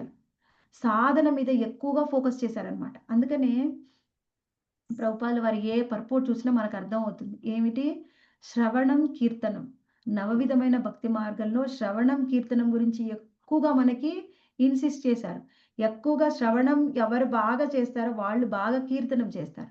కీర్తనం అంటే భగవద్గీత, భాగవతం చెప్పడమే కాదు, నామజపం కూడా కీర్తనమే. భగవంతుని నామాన్ని ఉచ్చరించడం కూడా కీర్తనమే. ఏదైనా కీర్తనం శ్రవణం బావుంటే కీర్తనం బావుంటుంది. శ్రవణం సరిగ్గా లేకుండా ఎవరి కీర్తనం కూడా సరిగ్గా ఉండదు. కొంతమంది చెప్తుంటారు, అన్ని సార్లు చెప్పినా మాకు మర్చిపోతున్నాం మాతాజీ అని. ఎవరైతే శ్రద్ధగా శ్రవణం చేసి వీలైతే కొన్ని పాయింట్స్ నోట్ చేసుకుంటారో వాళ్ళ కీర్తనం ఖచ్చితంగా బావుంటుంది. శ్రవణం సరిగ్గా లేకుండా కీర్తనం ఎప్పుడు కూడా బావుండదు. ఎక్కువగా దాని మీదే ఫోకస్ చేశారనమాట. ఎందుకు? నువ్వు సాధన సరిగ్గా ఉంటేనే కదా నీకు ఆ ప్రయోజనం అనేది పొందగలుగుతావు. ప్రయోజనం ఏమిటి? చివరిగా మనం పొందే లక్ష్యం ఏమిటి? కృష్ణుడిని పొందడం, కృష్ణ ప్రేమ పొందడం ప్రయోజనం. ఆ ప్రయోజనం పొందాలి అంటే సాధన బావుండాలి. అంటే అభిధేయ బావుండాలి. దాని మీదనే ఎక్కువగా ఫోకస్ చేశారు ప్రభుపాదుల వారు. ప్రభుపాదుల వారి భాష్యాలు చూస్తుంటే ఎలా ఉంటాయంటే ప్రతి ఒక్క విషయాన్ని కూడా మనకి వేలు పట్టుకొని దిద్దించినట్టు చాలా నీట్‌గా, డీటెయిల్డ్‌గా చిన్న చిన్న విషయాలను కూడా అర్థమయ్యే విధంగా చెప్తూ ఉంటారు ప్రభుపాదుల వారు. ఇప్పుడు ప్రభుపాదుల వారి కంటే ముందు మనకి అసలు ఈ శాస్త్రాలనన్నీ రాసింది ఎవరు? స్వయంగా శ్రీల వ్యాసదేవుడు. ఆయన భగవద్గీత, భాగవతము, మళ్ళీ పురాణాలు, ఉపనిషత్తులు, వేదాలు, వేదాంత సూత్రాలు అన్నీ రచించారు. అన్నీ ఆయనే రాశారు. కానీ శ్రీల వ్యాసదేవుడు రాసినటువంటి ఏదైనా ఒక శాస్త్రాన్ని చదివితే మీ అందరికీ అర్థమవుతుందా? ఎంతమందికి అర్థమవుతుంది మాతాజీ? సంస్కృతంలో ఉంటుంది. అర్థం కాదు సంస్కృతంలో మాతాజీ. కాదు. కేవలము సంస్కృతంలో ఉంది శ్లోకం. కింద మనకి అర్థం ఇచ్చారు గదా! ప్రతి శ్లోకానికి అర్థం ఇచ్చారు. కింద తాత్పర్యం ఉంది. తాత్పర్యం చదివితే వ్యాసదేవులు ఏం చెప్పాలనుకుంటున్నారో అన్నీ అర్థమైతాయా మనకి? అర్థం కావు మాతాజీ. అది అర్థం కావాలి అంటే భాష్యం చదవాలి. భాష్యం చదివితేనే ఆ తాత్పర్యం అర్థమవుతుంది. వస్తుంది. ఎస్ మాతాజీ. అందుకని ప్రభుపాదుల వారంటే ఎలా అంటే అంతకుముందు ఆచార్యులు చెప్పారు. విదురుడు చెప్పారు. మైత్రేయ సంవాదము, శుకదేవ గోస్వామి వాళ్ళ యొక్క సంవాదము, మళ్ళీ సూత గోస్వామి వీళ్ళందరూ ఎన్ని చెప్పినప్పటికీ వాళ్ళందరి యొక్క భావం ఏమిటి అనేది మనకి భాష్యం రూపంలో ఇచ్చారు కాబట్టి మనకు అర్థమవుతుంది. ఆయన భాష్యం చదవకపోతే ఎవరికి కూడా ఏమీ అర్థం కాదు. ఆయన ఎలా ఉంటుందంటే ఇప్పుడు ఉన్న కాలానికి అనుగుణంగా ఎలా రాస్తే మనకు అర్థమవుతుందో, కలియుగంలో ఉన్నటువంటి మనకు అసలే ఏమిటి అందరు కలియుగంలో వాళ్ళందరికీ మందబుద్ధే. మన ఫోన్ నంబరే మనకు గుర్తుండదు. అలాంటి వాళ్ళకి భాష్యం ఎలా రాస్తే అర్థమవుతుంది? అలా రాశారనమాట. ఎలా వీళ్ళకి జ్ఞానం ఇస్తే అర్థమవుతుంది అని ఎప్పుడు అదే ఆలోచించి అలా మనకి భాష్యాన్ని అందించారు. లేకపోతే ప్రభుపాదుల వారు అందుకనే మా గురుమహారాజు ఒక పాట రాశారు. ప్రభుపాద నహోయితు అంటే ప్రభుపాదుల వారు లేకపోతే మన పరిస్థితి ఏమిటి? ప్రభుపాదుల వారు లేకపోతే ఏమీ లేదు. మనకి అసలు కృష్ణుడు ఎవరు? శ్రీమతి రాధారాణి ఎవరు? అసలు గురువు ఎవరు? మనకి ఆ జ్ఞానం అంతా ఎక్కడి నుంచి వచ్చింది? ప్రభుపాదుల వారి నుంచే. ప్రభుపాదుల వారి పుస్తకాలు చదవడం వల్లే జ్ఞానం వచ్చింది. లేకపోతే గురువు యొక్క గొప్పతనము తెలీదు. గురువుని పొందాలని తెలియదు. ఒకవేళ స్వయంగా కృష్ణుడు వచ్చి మన కళ్ళ ముందు నిల్చున్నా కృష్ణుడిని గుర్తించలేము మనం. ప్రభుపాదుల వారి యొక్క కృపతోనే కృష్ణ చైతన్యం అంటే ఏమిటో మనకు అర్థమవుతుంది. అది ఆయన భాష్యంలో ఉన్నటువంటి గొప్పతనం. అందరికీ అది అర్థం కాదు. ఎంతో కొంతమందికి మాత్రమే అది అర్థమవుతుందన్నమాట. ప్రభుపాల వారి భాష్యాలు ఎలా ఉంటాయంటే, ఒకసారి విదురుడు మైత్రేయ మునిని ప్రశ్నించారనమాట. ఆ ప్రశ్న ఏ విధంగా ఉంది అంటే, ఇక్కడ ఏమంటున్నారంటే, తతస్య కేశారవసధర్మ ధాతుర్ హరికథామేవ కథాసు సారం ఉద్ధృత్య పుష్పభ్య ఇవార్తబంధో శివాయ కీర్త తీర్థకీర్తే. ఈ శ్లోకంలో ఆయన ఏమంటున్నారంటే, ఎన్నో రకాల శాస్త్రాలు ఉండవచ్చు, ఎన్నో రకాల భావాలు ఉండవచ్చు. కానీ వాటి అందరికీ కూడా ఉపయోగపడేది ముఖ్యమైన సారం ఏమిటి? అది మాత్రమే నాకు చెప్పు అని స్వయంగా విదురుడు మైత్రేయముని అడుగుతున్నారు. నీకు నాకు ఎంతో జ్ఞానం ఉండవచ్చు. కానీ ఆ జ్ఞానంలో కూడా అసలు సారమైన జ్ఞానం ఏమిటి? అది చెప్పు. ఆ జ్ఞానం ఏమిటి? హరికథ. హరికథను మాత్రమే నాకు వివరించు అని విదురుడు మైత్రేయుడిని అడుగుతున్నారన్నమాట. అంటే ఎలా హరికథను మాత్రమే, సారాన్ని మాత్రమే ఎలా తీసుకోవాలి అంటే, ఒక తుమ్మెద ఏదైనా ఒక తోటలోకి ఒక తుమ్మెద వెళ్ళిందనుకోండి, ఆ తోటలో ఎన్నో రకాల వృక్షాలు ఉండవచ్చు. ప్రతి వృక్షానికి కూడా కాండం ఉంటుంది, వేర్లు ఉంటాయి, ఆకులు ఉంటాయి, కొమ్మలు ఉంటాయి, పుష్పాలు ఉంటాయి. కానీ ఒక తుమ్మెద వెళ్ళి దేని మీద వాలుతుంది? పుష్పం మీద. పుష్పం మీదనే మీద వాలుతుంది. వాలి. అన్ని ఎన్ని ఆకులున్నాయని ప్రతి ఆకు మీద వెళ్ళి కూర్చుంటుందా? కూర్చోదు. కేవలము పుష్పం. ఆ పువ్వు మీదనే. ఆ పువ్వులో ఉన్నటువంటి మకరందాన్ని మాత్రమే అది స్వీకరిస్తుంది. పోనీ అక్కడ పువ్వు లేదు కదా! పోనీ ఆకు నుంచి తీసుకుందాం అనుకుంటుందా? నాకు పువ్వే కావాలి. అది ఉంటే అక్కడ ఉంటుంది. లేకపోతే వేరే చెట్టుని ఎతుక్కుంటుంది. మనం కూడా నాకు కూడా అలానే చెప్పు.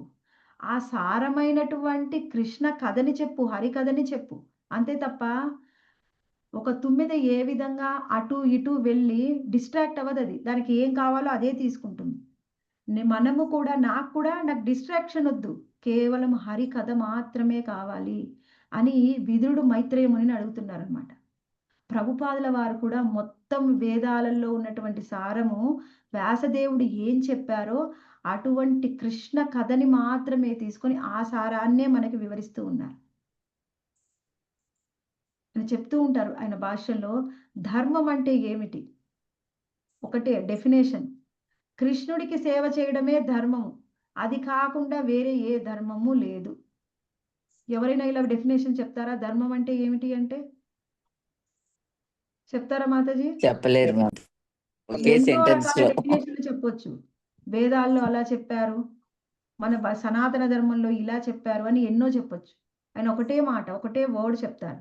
కృష్ణుడికి సేవ చేయడమే ధర్మం. అది కనుక నువ్వు ఆ ధర్మాన్ని కనుక నువ్వు పాటించకపోతే అసలు నువ్వు ధర్మాన్ని అనుసరించనట్టే. అలా ప్రభుపాదుల వారి భాష్యాలు ఏవి కూడా ఖచ్చితంగా ఉంటాయన్నమాట. ఇక్కడ మనకి ముఖ్యంగా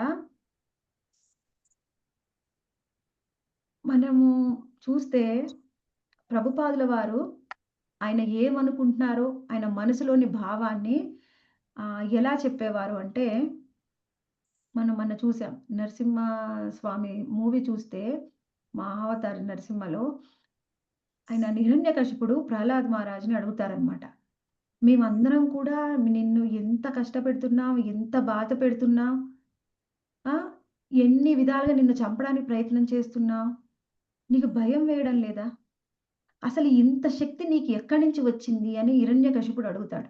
అప్పుడు ప్రహ్లాద్ మహారాజు ఒకటే మాట చెప్తారనమాట. ఏమిటి అంటే, నీకు శక్తి ఎక్కడి నుంచి వస్తుందో, నాకు కూడా శక్తి అక్కడి నుంచే వస్తుంది. ఒకటే మాట. నీకు శక్తి ఎక్కడి నుంచి వస్తుందో, నాకు కూడా అదే అక్కడి నుంచే శక్తి వస్తుంది. ఎక్కడి నుంచి? ఆ శ్రీహరి నుంచి. అసలు ఆయనకి శత్రువు ఆయనకు అంత కోపము. ఆయన మాట వింటేనే ఆయన కోప్పడుతుంటే ఆయన ప్రహ్లాద్ మహారాజు ధైర్యంగా నీకు శక్తి కూడా ఆ హరి నుంచే వస్తుంది. అక్కడి నుంచే నాకొస్తుందని చెప్పారు. అలా చెప్పడానికి ఎంత ధైర్యం ఉండాలి? ఎంత ధైర్యము అసలు భయం అనేది లేదు. భయానికి డెఫినేషనే తెలీదు ప్రహ్లాద్ మహారాజ్‌కి. 5 సంవత్సరాల బాలుడు. వాళ్ళు పిల్లలు ముందు సినిమాలో టీజ్ చేస్తారు. ఆయన టీజ్ చేసినప్పుడు, "నువ్వు చాలా కోమలంగా ఉన్నావు. నువ్వు రాజుగా ఎలా పనికొస్తావు?" అన్నప్పుడు ఆయన అదేమిటి ఒక పెద్ద ఉడతలాగా వస్తుంది. అదేంటి ఒక ముంగిసలాగా వస్తుంది. అది తన ముళ్ళని విదిలిస్తే వెళ్లి ఇంకొక బాలుడికి తగలకుండా ప్రహ్లాద్ మహారాజ్ అడ్డుగా వెళ్తే ఆయనకు అన్నీ కుచ్చుకుంటాయి. అప్పుడు పిల్లలందరూ అంటారనమాట. "నువ్వు కోమలంగా ఉన్నావు. కానీ దుర్బలుడివి కాదు. శక్తిహీనుడివి కాదు. నువ్వు ఎంతో స్ట్రాంగ్ పర్సన్‌వి. నీకు మనోధైర్యం ఎంతో ఉంది. శరీరం కోమలంగా ఉంటే శరీరం కొ య క కఠినంగా ఉందా? కోమలంగా ఉందా? కాదు. మనసులో ఎంత ధైర్యం ఉంది? మనోధైర్యం ఎంత ఉంది అది చూడాలి. నువ్వు కోమలంగా ఉన్నా నీకెంతో మనోధైర్యం ఉంది. అందుకనే అంత ధైర్యంగా వాళ్ళ తల్లిగాని ముందు నీకు కూడా శక్తి ఆ శ్రీహరి నుంచే వస్తుందని చెప్పాడు.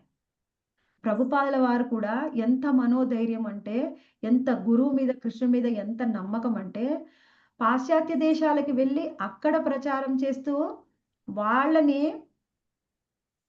విమర్శించేవాడనమాట.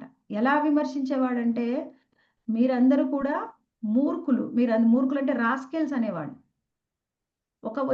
ఒక రిపోర్టర్ అడిగిందనమాట. మీ మీ దేవుడు కృష్ణుడు కదా!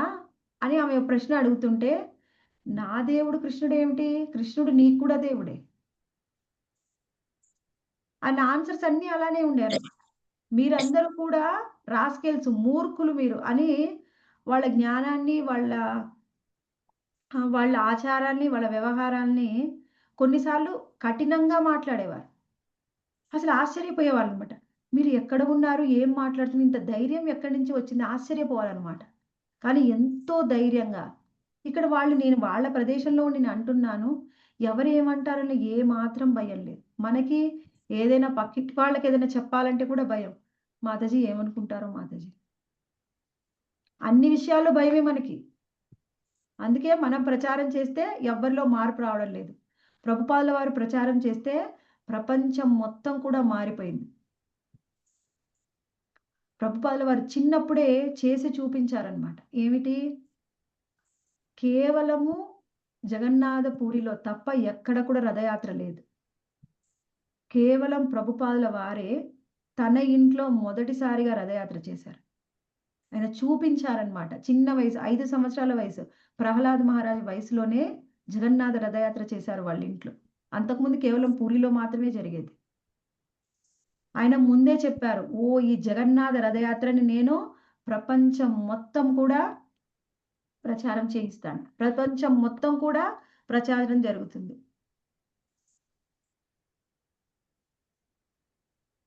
అది మనం అర్థం చేసుకోవాలి. అంటే ఇక్కడ మనం ఏం అర్థం చేసుకోవాలి అంటే, ప్రతి క్షణము కూడా వాళ్ళ మూడ్ ఏ విధంగా ఉంటుంది? వాళ్ళ మూడ్ ఏ విధమైన భావంతోని వాళ్ళు ప్రచారం చేస్తున్నారు? అది మనం అర్థం చేసుకోవాలి.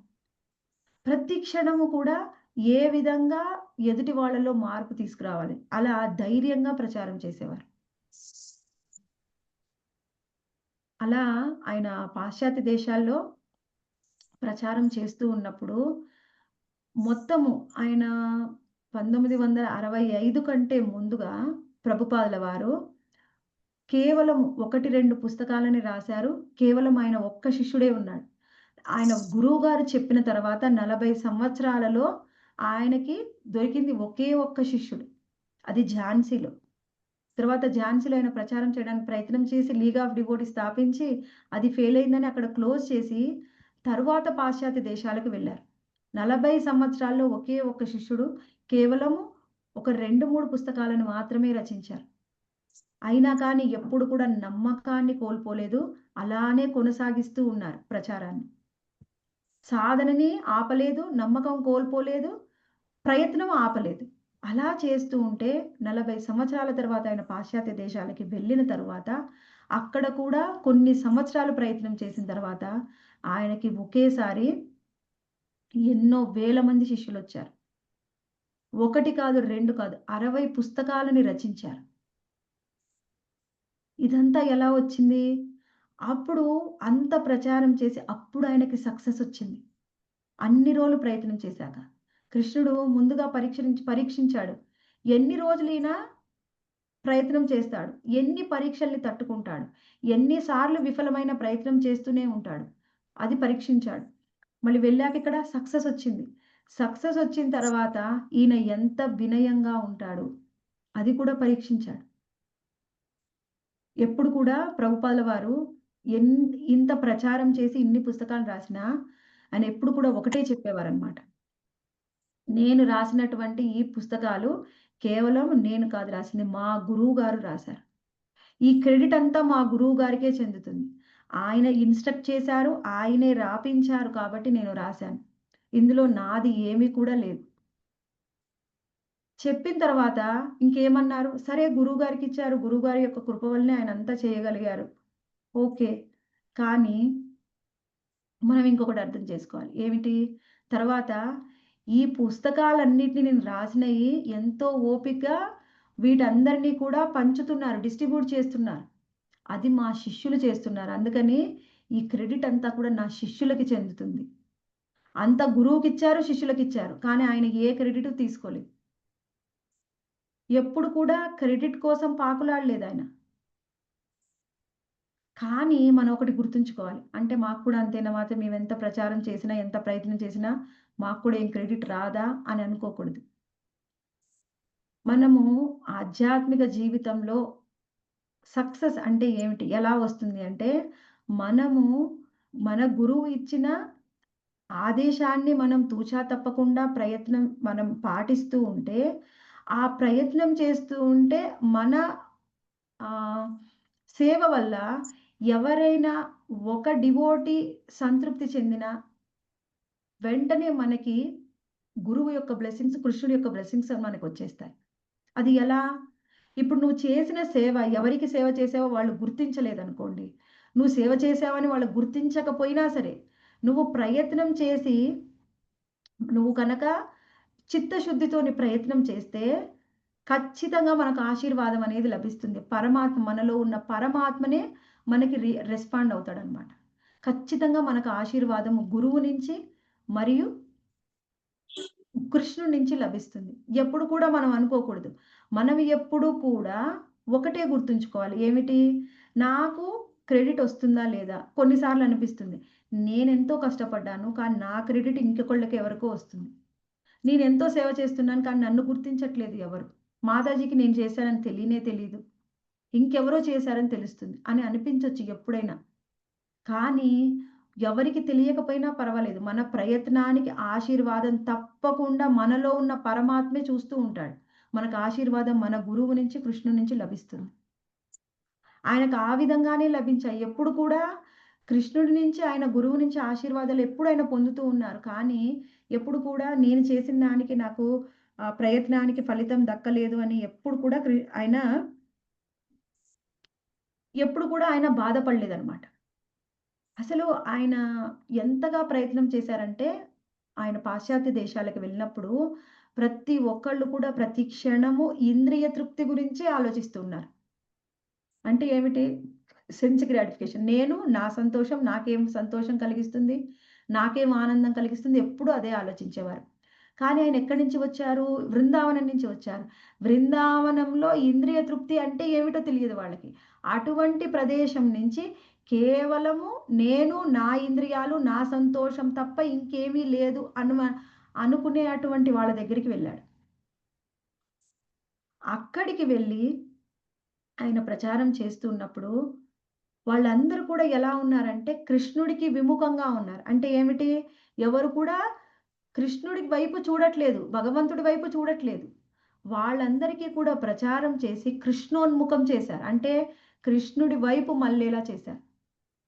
ఆ ప్రయత్నము ఎవరు గుర్తించినా, గుర్తించకపోయినా, ఎవరికి అర్థమైనా కాకపోయినా కానీ ఆయన ప్రయత్నం చేస్తూనే ఉన్నారు. ప్రభుపాదుల వారు ఈరోజు నేను ఒక షార్ట్ వీడియో చూశాను. అందులో ఏం చెప్తున్నారంటే ప్రభుపాదుల వారి జాతకం చూసిన వాళ్ళు ఈ విధంగా చెప్తున్నారనమాట. ఈ వ్యక్తి ఎంతో ప్రయత్నం చేస్తాడు. భక్తిని ప్రచారం చేస్తాడు. కానీ ఈయన ఉన్నప్పుడు ఈయనని అర్థం చేసుకునేవాళ్ళు చాలా తక్కువ మంది. ఈయన ఉన్నప్పుడు ఈయన గొప్పతనం ఎవరికీ తెలియదు. చాలా తక్కువ మందికి మాత్రమే తెలుసు. కానీ ఈయన వెళ్ళిపోయాక మాత్రం ఈయన గొప్పతనం అందరికీ తెలుస్తుంది అని చెప్పారనమాట. ప్రభుపాదుల వారు ఉన్నప్పుడు ఎవ్వరూ గుర్తించలేదు ఆయన్ని. ఆయన గురు సోదరులు గూడా గుర్తించలేదు. ఇంకా విమర్శించారు కూడా. ఎక్కడ ఆయనకి గుర్తింపు రాలేదు. అయినప్పటికీ ప్రయత్నం చేస్తూ ఉన్నారు. ఇప్పుడు ప్రభుపాదుల వారిని ప్రతి నిమిషం కూడా స్మరించుకుంటూ ఉన్నాం. ఆయనకు ఆశీర్వాదం లభించిందా లేదా కృష్ణుడిది? హరే కృష్ణ డివోటీస్, ఆశీర్వాదం లభించిందా లేదా? లభించింది మాతాజీ, లభించింది. అంటే నమ్మకం కుదిరిందా? మనం చేసిన లభించింది ప్రయత్నానికి మనకి మాతాజీ. గురువు నుంచి, కృష్ణుడి నుంచి ఆశీర్వాదం లభిస్తుంది అని మీకు నమ్మకం కుదిరిందా? కుదిరింది మాతాజీ. ఎస్ మాతాజీ. అందుకని నేనెంతో సేవ చేస్తున్నాను, నాకు క్రెడిట్ దక్కట్లేదు, నన్ను ఎవరు గుర్తించట్లేదు, మనమేం ఫీల్ అవసరం లేదు. పరమాత్మ కృష్ణుడు స్వయంగా చూస్తారు. ఆయన ఎప్పుడు ఆశించలేదు. ఆయన ఆశించనక్కర్లేదు, ఆశించలేదు, రాలేదు కూడా. కానీ ఆ తర్వాత ఆయనకొచ్చింది క్రెడిట్. ఇప్పటికి కూడా ప్రతి క్షణం ప్రభుపాదుల వారిని మనం ప్రతిరోజు స్మరించుకుంటున్నాం. మనం అంటే చదివేది కదా మాతాజీ, ఆయన ఎందుకు స్మరించుకోము, చదివేది ఆయన బుక్లు. అవునవును మాతాజీ. ప్రతి ఒక్కళ్ళని కూడా కృష్ణోన్ముఖం చేశారు. ఈ భౌతిక లోకంలో ఎన్నో రకాల టెంప్టేషన్స్ మనని కృష్ణుడి నుంచి దూరంగా లాగేస్తూ ఉంటాయి. అటువంటి వాళ్ళందరినీ కూడా ఎన్నో రకాల టెంప్టేషన్స్ అంటే మనని ప్రలోభపెట్టే విషయాలు ఎన్నో ఉన్నా, అన్ని ప్రలోభాలని దాటుకొని కృష్ణుడి వైపు వెళ్ళే విధంగా ప్రభుపాదుల వారి భాష్యాలున్నాయి. ఒకవేళ మనము ప్రభుపాదుల వారి భాష్యం చదవకపోతే, మన చుట్టూ ఉన్న ప్రలోభాలలో మనం కూడా పడిపోతాం. ఎన్నో రోజులు పట్టదు. ఒక 4 రోజులు మీరు ప్రతిరోజు శాస్త్రాధ్యయనం చేస్తున్నారు కదా! వదిలేయండి. ఏదైనా ఫంక్షన్‌కో, పార్టీకో వెళ్ళండి ఒక వారం రోజులు. మనం ఎంత గొప్పవాళ్ళమో మనకర్థమవుతుంది. మన శక్తి సామర్థ్యాలేమిటో. వారం రోజులు చాలు. ఎస్ మాతాజీ. పతనం ఎస్ మాతాజీ, కరెక్ట్ మాతాజీ. కేవలం చెప్పింది. ప్రభుపాదుల వారి తత్వం, ఆయన మన కృష్ణ తత్వం చెప్తున్నారు. ఆ తత్వమే మనని ఎన్నో రకాల ప్రలోభాల నుంచి దూరంగా ఉంచుతుంది. కృష్ణుడి వైపు మనం వెళ్తున్నామంటే కేవలం ప్రభుపాదుల వారే కారణం. ఎస్ మాతాజీ, ఎస్ మాతాజీ. అది మనము అర్థం చేసుకోవాలి. ఇంకా ప్రభుపాదుల వారి గొప్పతనం ఏమిటి అంటే, ఆయన ఎప్పుడు కూడా ఎంతో కష్టపడినప్పుడు, ఇప్పుడు ఎవరైనా ఒకళ్ళు చూడండి, మన పాత వ్యక్తుల్ని, మన వృద్ధుల్ని చూస్తే, మేము అప్పట్లో ఇంత కష్టపడేవాళ్ళం, మేము అప్పట్లో ఇలా ఉన్నాం, మేము ఇంత కష్టపడ్డాం అని ఎప్పుడు కూడా వాళ్ళ యొక్క ఇంతకుముందు పాత రోజులను గుర్తు చేసుకొని వాళ్ళ గొప్పలు చెప్పుకుంటూ ఉంటారు. మీకిప్పుడు ఏం కష్టాలున్నాయి, మీకిప్పుడు హాయిగా ఉంది, అన్నీ బావున్నాయి. అలా ప్రభుపాదుల వారు ఎప్పుడు కూడా ఆయన గురించి ఆయన చెప్పుకోలేదు. ఆయన ఎంత కష్టపడ్డారు. ఆయన 70 ఏళ్ల వయసులో ప్రచారం చేస్తూ ఉంటే, వాళ్ళక్కడికి వచ్చిన హిప్పీలు ప్రతి ఆదివారం ఆయన క్లాస్ చెప్తూ ఉంటే, మొత్తం అందరికీ కూడా భోగా తయారు చేసి, ఆఫర్ చేసి, ఆ ప్రసాదం అందరికీ వడ్డించి, వాళ్ళందరూ తిని వెళ్ళిపోయిన తర్వాత ఆ గది శుభ్రం చేసి, ఆ గిన్నెలన్నీ శుభ్రం చేసి, అలా మొదటిసారి దీక్ష ఇస్తే శిష్యులకి వాళ్ళు టయానికొచ్చారు, దీక్ష తీసుకున్నారు, వెళ్ళిపోయారు. ముందు హోమం అయినా రెడీ చేశారు. ఒకసారి మరి మీరు దీక్ష తీసుకున్నప్పుడు చూడండి. అక్కడ ఎన్ని ఏర్పాట్లు చేశారు. హోమగుండం అయన్నీ. ఎంతోమంది కలిసి ఏర్పాట్లు చేస్తే అవన్నీ కూడా ప్రభుపాదుల వారు ఒక్కళ్ళు చేశారు. మళ్ళీ ఆ హోమగుండం తీసేసి అన్నీ క్లీన్ చేసే బాధ్యత కూడా ఆయనదే. ఆయన వయసెంత? 70 ఏళ్ళు. 70 ఏళ్ళు కాదు, 30, 40 ఏళ్ళు. మనము ఒక 4 ఇటికలు తీసుకొచ్చి మధ్యలో పెడితే ఎలా ఉంటుంది మాతాజీ హోమగుండం తయారు చేస్తే? ఇప్పుడు చేయగలమా మనం? 70 ఏళ్ళ చేయలేం వయసుని మాతాజీ. వదిలిపెట్టండి. ఇప్పుడు చేయగలమా? అది చేయలేకపోతున్నాం. అందరికంటే యంగ్ అక్షయ సౌజన్య మాతాజీ. మీరు చేయగలరా మాతాజీ? చేయలేం మాతాజీ. అది మన పరిస్థితి. కానీ ప్రభుపాదుల వారు శక్తి లేదు. శక్తి ఎక్కడి నుంచి వచ్చిందంటే కేవలం ఆయన తపన, ఆయన ప్రయత్నం చేస్తూ ఉంటే కృష్ణుడు శక్తి ఇస్తూ ఉంటాడు. మనందరూ చెప్తూ ఉంటాం. నాకు శక్తి లేదు మాతాజీ, నేను చెయ్యలేను. మనకి శక్తి అవసరం లేదు. నువ్వు ప్రయత్నం చెయ్యాలి అనే తపన ఉంటే శక్తి ఆయనే ఇస్తాడు. నీకు తపనే లేనప్పుడు శక్తి ఎక్కడి నుంచి వస్తుంది? ప్రతి నిమిషము కూడా మనం ఏం పొందాలనుకుంటున్నాం దాని గురించి ఆలోచించాలి. తపన పడాలి, ప్రార్థించాలి. ప్రభుపాదుల వారు ఆయన జలదూత షిప్‌లో వెళ్తూ ఉంటే, ఆయనకు 2 సార్లు హార్ట్ అటాక్ వచ్చింది. ఇంకొకసారి వస్తే ఇంక ఆయన బ్రతకరనమాట. అప్పుడు ఆయన మనసులో ప్రార్థించారు. కృష్ణ, నన్నిప్పుడు నువ్వు తీసుకొని వెళ్తే, నా గురువు నాకు ఇచ్చిన ఆదేశం, ఇన్‌స్ట్రక్షన్‌ని నేను పాటించకుండానే వెళ్ళిపోయినట్టు అవుతుంది. ప్లీజ్ నాకు శక్తినివ్వు. అక్కడికి వెళ్ళి ప్రచారం చేసేది నేను. కానంటే ఎలా నేను నీ చేతిలో ఒక పప్పెట్‌ని అంటే నీ చేతిలో నేను ఒక తోలుబొమ్మని. ఈ తోలుబొమ్మని ఎలా ఆడించాలనుకుంటున్నావే నువ్వే ఆడించు. నేను చేసేదేం లేదు. కేవలం ఒక తోలుబొమ్మను మాత్రమే. ఈ తోలుబొమ్మని ఎలా ఆడిస్తావో నీ ఇష్టం అని ఆయన ఎంతో బాధతోని, భావంతోని ప్రార్థించారనమాట. ఎప్పుడు ఆయన అలా ప్రార్థించారో అప్పటినుంచి కూడా అట్లాంటిక్ ఓషన్ పూర్తిగా కామ్ అయిపోయింది. ప్రశాంతంగా అయిపోయింది. ఆ షిప్‌లో ఉన్న క్రూ మెంబర్స్ చెప్పారనమాట తర్వాత. ఎప్పుడు కూడా సముద్రాన్ని మేము ఇంత ప్రశాంతంగా చూడలేదు. ఎందుకంటే అప్పటినుంచి చార్జ్ తీసుకున్నారు స్వయంగా కృష్ణుడు. కృష్ణుడు ఆ షిప్‌ని నడిపించారు. సముద్రాన్ని శాంతపరిచారు. ఆయన వెళ్ళిన తర్వాత ఒకటే అన్నారు. నేను చేయించేది నువ్వు. చేసేది నేనని కనిపిస్తున్నా చేయించేది నువ్వు. నీ చేతిలో నేనొక తోలుబొమ్మని. అని అంటే ఏమిటి? క్రెడిట్ నాది. నేను చేస్తున్నాను. క్రెడిట్ నాకు రావాలనే భావం లేదు. నేను చేస్తున్నాననే భావం జీరో అన్నమాట ప్రభుపాల వారికి. అప్పుడు కృష్ణుడు సహాయం చేశాడు. మనకి అన్నీ మనమే చేస్తున్నాము అనే భావన. ఇది అందరికీ కూడా మనొక్కళ్ళందరికీ వర్తిస్తుంది. నేను చేస్తున్నాను అనే భావనని తీసి పక్కకు పెడితే అప్పుడు కృష్ణుడు, గురువు మనకు సహాయం చేస్తారు. ఎప్పుడు కూడా ప్రతి క్షణం ఒకసారి భక్తిచారు మహారాజ్ అడిగారనమాట. అప్పుడు మీరు ఇంత పడ్డారు గదా ప్రభుపాద్! మీకు ఎవరు సహాయం చేసేవాళ్ళు కాదు. ఎన్నో రోజులు ఆయన అలా సేవ చేసిన తర్వాత ఒక శిష్యుడు వచ్చి అడిగాడనమాట. నేనేమన్నా మీకు సహాయం చేయగలనా అని అడిగితే అప్పుడన్నారు ప్రభుపాల వారు, దీనికోసమే నేను ఎదురు చూస్తున్నాను అని. అప్పుడు ఆయన గిన్నెలు కడిగితే ప్రభుపాల వారు అక్కడి నుంచి వెళ్లి కూర్చున్నారనమాట. అంటే అప్పుడాయనన్నారు, "అయ్యో! నేను అప్పుడు మీతో పాటు ఉంటే ఎంత బావుండేది. నేనెంత మీకు సహాయం చేసేవాడిని." అప్పుడు ప్రభుపాల వారన్నారనమాట, "నేనెప్పుడు ఒంటరిగా ఉన్నాను? నేనెప్పుడు ఒంటరిగా లేను. ఎప్పుడు కూడా నా గురువు నాతోనే ఉన్నాడు. ఆయన ఆశీర్వాదంతోనే నేను ఇయన్నీ చేయగలిగాను. ఆయన ఆశీర్వాదం లేకపోతే నేనేమి చేయలేను." ఎవరైతే ప్రతి క్షణం వాళ్ళ గురువుని పక్కనే ఉన్నట్టుగా వాళ్ళు భావించి సేవ చేస్తారో, ఎలా ప్రభుపాదుల వారి శక్తి లేకపోయినా కానీ, వాళ్ళ గురువు శక్తి ఎలా ఇచ్చారో మనకి కూడా మన గురువు మహారాజ్ శక్తినిస్తాడు. అంటే మాకింకా దీక్ష కాలేదండి.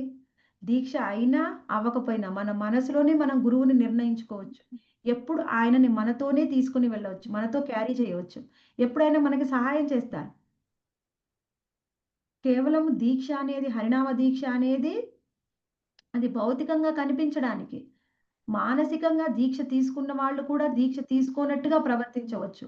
తీసుకోని వాళ్ళు కూడా తీసుకున్నట్టుగా ప్రవర్తించవచ్చు. అది మొత్తం మన భావనలో ఉంటుంది. భౌతికంగా బయటకు కనిపించే ఒక పేరు, ఒక మాల కాదక్కడ. మన భావం. మన గురువుని ఎలా క్యారీ చేస్తున్నాం, గురువుతో పాటుగా మనం ఎలా ప్రయాణం చేస్తున్నాం. ప్రతి ప్రయాణంలో మన గురువు మన పక్కనే ఉన్నట్టుగా భావిస్తే ఖచ్చితంగా గురువు మనకి సహాయం చేస్తాడు. గురువుతో పాటు కృష్ణుడు కూడా సహాయం చేస్తారు.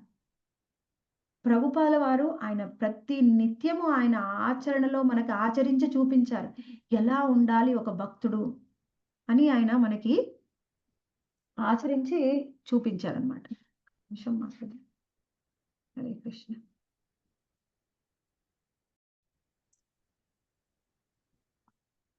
అలా ప్రభుపాదుల వారి జీవితం మనకి నిరంతరం ఉదాహరణ అనమాట.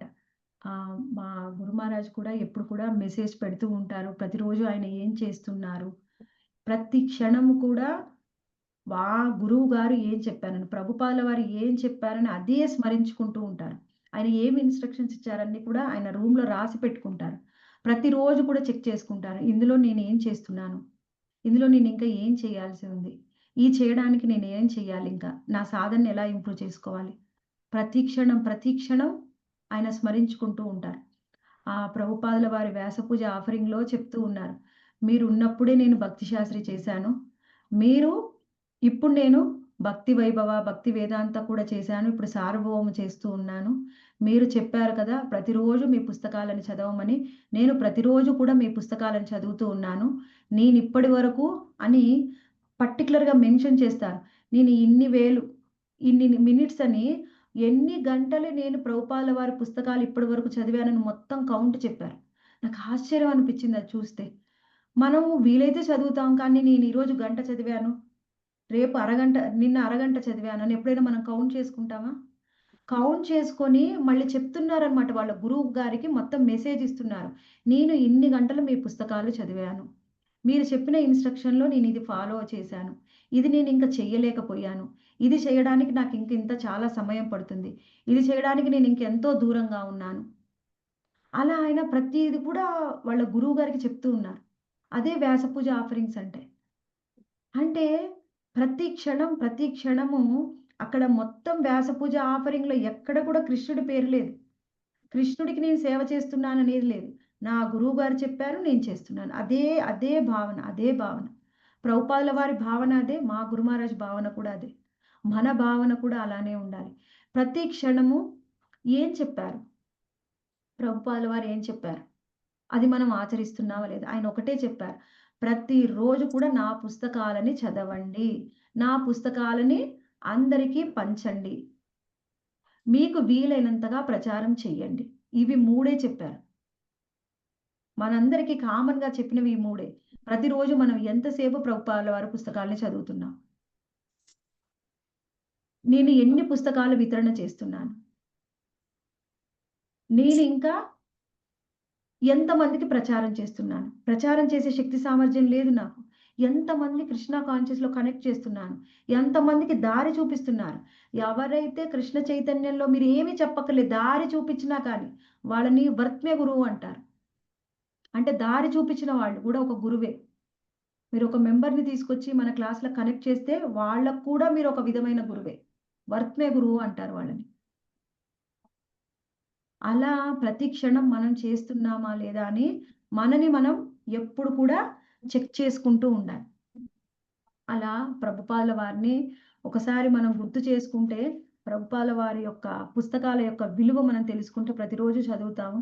ప్రతిరోజు అందరూ కూడా ఇప్పటివరకు చదవని వాళ్ళు కూడా మీరందరూ కూడా ఆహ్, ప్రతిజ్ఞ చేసుకోండి. నేను ఇంత చదవాలి. ప్రతిరోజు నేను శ్రద్ధగా చదవాలి. నేను ఎంత అర్థం చేసుకుంటున్నాను? ఎంత నాకు గుర్తుంది? అని ప్రతిరోజు కూడా మనని మనం చెక్ చేసుకోవాలి. ప్రభుపాదుల వారి పుస్తకాలు చదవడము మన జీవితంలో ఒక భాగం అయిపోవాలి. అప్పుడే మనకి కృష్ణ చైతన్యంలో పురోగతి అనేది వస్తుంది. ఆ విషయాన్నము మనము ఆచరణ చేయడానికి ప్రయత్నం చేద్దాం. హరే కృష్ణ డివోటీస్.